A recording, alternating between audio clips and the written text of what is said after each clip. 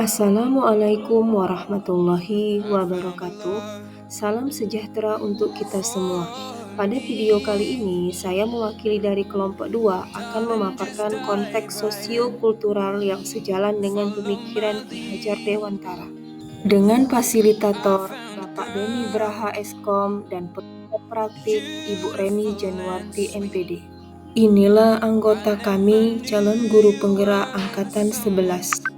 Kelas 48 kelompok 2. Diskusi pertama kami, apa kekuatan konteks sosio-kultural di daerah Anda yang sejalan dengan pemikiran Ki Hajar Dewantara?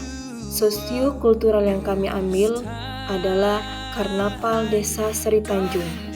Cerita sejarah Karnaval bulan Ramadan Desa Seri Tanjung ini diambil dari makalah Sejarah Adat Istiadat Desa Seri Tanjung, susunan Nazori Mageni Rohimahumullah 2006.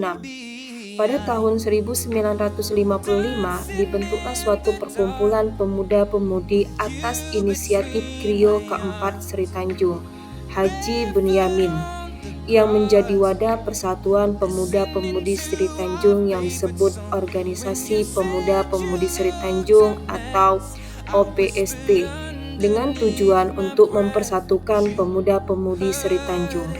Adapun kegiatan OPST sebagai berikut. Yang pertama, apabila ada musibah kematian di rumah warga, maka para pemuda Seri Tanjung hendaknya pergi melayat dan membantu orang-orang di rumah ahli musibah, dan para pemuda pergi ke Lubuk Lesung membantu orang menggali lubang kubur. Yang kedua, apabila menjelang bulan Ramadan, pemuda-pemudi Seri Tanjung mengadakan pembersihan di pemakaman Lubuk Lesung secara bergotong royong. Yang ketiga, untuk mengisi kegiatan di Hari Raya Idul Fitri, OPSD mengadakan halal bihalal yang waktu itu disebut dengan Pesta Pemuda-Mudi. Selain kegiatan di atas, menjelang bulan puasa Ramadan, warga Desa Seri Tanjung mengadakan sebuah kegiatan untuk memperingati malam nuzul Quran, mengadakan acara ceramah agama yang bertempat di masjid dan mengadakan karnaval dalam rangka memperingati malam nuzul Quran bulan suci Ramadan. Waktu pelaksanaannya diadakan pada pertengahan bulan puasa, tepatnya tanggal 18 Ramadan. Proses pelaksanaan kegiatan ini dibagi menjadi dalam 2 kelompok. Untuk pelaksanaan acara ceramah agama dilaksanakan oleh orang-orang tua, dan untuk pelaksanaan karnaval dilaksanakan oleh muda-mudi atau Karang Taruna Desa Seri Tanjung. Tepatnya pelaksanaan kedua kegiatan ini dilaksanakan bersamaan dalam satu malam bertempat di Masjid Aqsa Seri Tanjung. Terlebih dahulu, orang-orang tua melaksanakan acara ceramah agama memperingati nuzul Quran di masjid. Setelah itu, barulah diadakan arak-arakan karnaval keliling kampung yang dikoordinir oleh muda-mudi atau bujang gadis Seri Tanjung. Arak-arakan karnaval ini dimulai pada pukul 10 malam dan selesai lebih kurang pukul 3 dini hari, waktu sahur. Selesai pelaksanaan karnaval, para bujang gadis tim peserta karnaval makan sahur bersama di rumah kediaman penggawa-penggawa kampung. Perlu diketahui juga, jauh sebelum diadakannya arak-arakan karnaval, terlebih dahulu muda-mudi mengadakan lomba-lomba keagamaan. Khusus berbicara tentang karnaval ini, bagaimana antusias dan kompaknya muda-mudi di setiap kampung saat itu.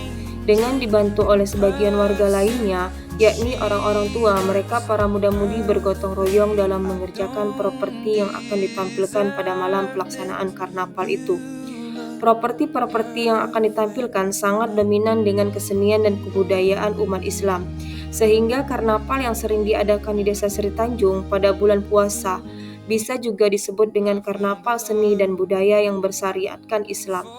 Properti-properti yang dibuat kebanyakan berasal dari bahan-bahan bekas dan dibuat dalam bentuk replika atau berupa miniatur seperti musola Al-Quran, Ka'bah, masjid, onta, dan lain-lain. Selain muda-mudi, untuk lebih meramaikan karnaval tersebut, kegiatan ini juga melibatkan sebagian warga lainnya yang diikut sertakan dalam arak-arakan karnaval. Dalam arak-arakan itu, khususnya muda-mudi mengenakan pakaian-pakaian tradisional umat Islam, sesuai dengan properti yang mereka iringi dan memperagakan keterampilan-keterampilan yang mereka miliki. Agar lebih menyemangati, karnaval ini diadakan penilaian yang tentunya melibatkan beberapa orang juri. Dengan diadakannya acara memperingati malam nuzul Quran bulan Ramadan tersebut, khususnya pada kegiatan karnaval seni dan budaya di Desa Sri Tanjung, diharapkan akan menjadi pemicu semangat bagi masyarakat Sri Tanjung pada umumnya dan muda-mudi khususnya untuk mempelajari dan memahami ajaran-ajaran syariat Islam yang berdasarkan Al-Quranul Karim. Bukan hanya sekedar memperingati saja dan ajang lomba semata, tapi yang terpenting adalah memaknai hari bersejarah tersebut, sehingga terciptalah masyarakat yang religius dan berjiwa Islami yang berpedoman kepada Al-Quranul Karim. Hikmah lainnya yakni tumbuhnya rasa sosial antar muda-mudi, menumbuh kembangkan kreativitas bagi muda-mudi, terciptanya suasana keakraban dan kebersamaan, khususnya di kalangan muda-mudi Sri Tanjung, dan sedikit banyaknya menambah pengetahuan tentang ajaran Islam terutama di bidang seni dan budaya umat Islam di kalangan anak-anak muda.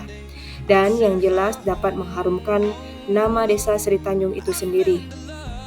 Dan hingga sekarang ini karnaval bulan Ramadan di Desa Sri Tanjung tetap terselenggara bahkan sudah mentradisi.